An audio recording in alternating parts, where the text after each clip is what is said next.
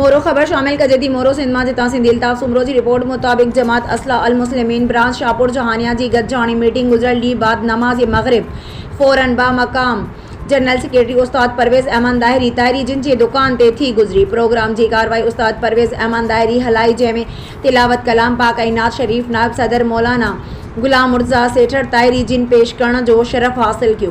मनक़बत शरीफ जो नज़रानो press secretary Sahibzada हाफ़िज़ मोहम्मद अतर भुट्टो ताहिरी नक्शबंदी जिन पेश कयो। बाद में जारी कयल ज़िले नोटिफिकेशन जी एजेंडा ते बहस मुबाहिसो कयो वियो ऐं गॾिजी मुतफ़िक़ा फ़ैसिलो कयो वियो ऐं उन ते अमल कयो वेंदो।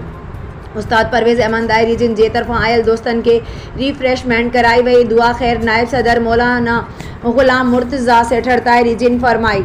मीटिंग में हेठियन दोस्तन मौलाना गुलाम मुर्तज़ा सेठर ताहिरी, उस्ताद परवेज़ अहमद ताहिरी साहबज़ादा हाफ़िज़ मोहम्मद अतर भुट्टो ताहिरी नक्शबंदी, फ़कीर सजाद अली बुगियो ताहिरी, फ़कीर इम्तियाज़ अली बुगियो ताहिरी ऐं फ़कीर अमजद अली बुगियो ताहिरी शिरकत कई।